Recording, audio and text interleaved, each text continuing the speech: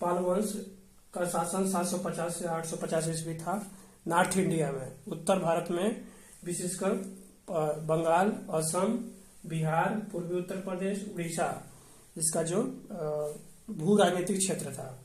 इसके संस्थापक जो पाल वंश के संस्थापक हैं वह है गोपाल। 750 से 770 इनका कार्यकाल था।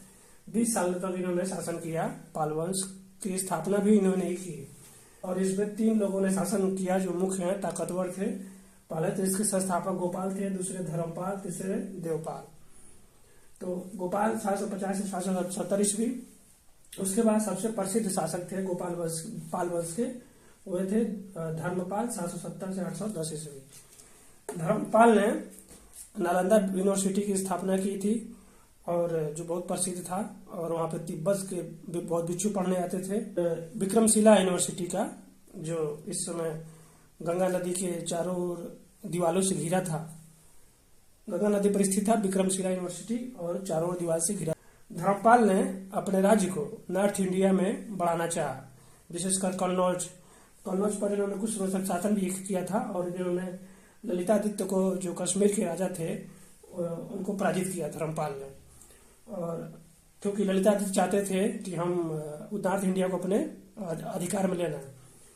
प्रतिहार का जो गुर्जर प्रतिहार बस था, जो मुख्यतः राजस्थान और गुजरात में फैला था, उनके कई राजाओं को धर्मपाल ने अपने अधीन कर लिया और बहुत समय तक कन्नौज पे को इन्होंने अपना शासन केंद्र बनाया था धर्मपाल ने। और संपूर्ण उत्तर प्रदेश इस समय, बिहार, और लड़ाई होती थी बनारस से लेकर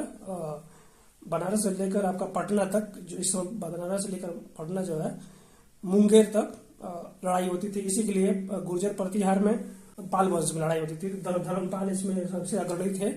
इन्होंने गुर्जर प्रतिहार के राजा को हराया और बहुत समय तक उत्तर प्रदेश और बिहार पे को इन्होंने अपने अधीन कर लिया। धर्मपाल मुख्यतः बंगाल का जो गढ़, इनका गढ़ था, पाल वंश का गढ़ था। इन्होंने उड़ीसा पे शासन किया, कब्जे अपने अधीन किया, उत्तर प्रदेश को, बिहार को अपने अधीन कर लिया। लेकिन नागभट्ट ने धर्मपाल को पराजित कर दिया। नागभट्ट गुर्जर प्रतिहार वंश का था और उसने धर्मपाल को, नागभट्ट सेकेंड ने धर्मपाल को मुंगेर में हरा दिया। और इसलिए फिर से कन्नौज पे, नॉर्थ इंडिया पे, पूर्वी उत्तर प्रदेश को छोड़कर, पूर्वी उत्तर प्रदेश मतलब बस्ती, गोरखपुर, बनारस, प्रयागराज, ये और बिहार और बंगाल उनके अधीन थे पाल वंशों के। जबकि कन्नौज को ये नागभट्ट ने अपने कब्जे में कर लिया, उसने धर्मपाल को हरा दिया। उसके बाद धर्मपाल हारने के बाद 810 के बाद देवपाल राजगद्दी बैठे। तो जब नागभट्ट गुर्जर प्रतिहार बहुत मजबूत हो चुके थे नागभट्ट के शासनकाल में, नागभट्ट सेकेंड के शासनकाल में, तो देवपाल ने अपना दिशा चेंज कर दिया और इसने पूर्व की ओर दिशा मोड़ा, ईस्ट डायरेक्शन में, असम की तरफ। असम को उस समय प्रज्ञा ज्योतिषपुर कहा जाता था असम को उस समय। तो देवपाल ने असम को अपने कब्जे में ले लिया और उड़ीसा को भी अपने कब्जे में ले लिया। और देवपाल के समय जो ट्रेड था, धर्मपाल और देवपाल के समय जो ट्रेड था, वहां से साउथ ईस्ट एशिया से, म्यांमार से, जावा, सुमात्रा, जो इसमें उसमें आइलैंड हैं, उनसे बहुत बड़े पैमाने पर ट्रेड था।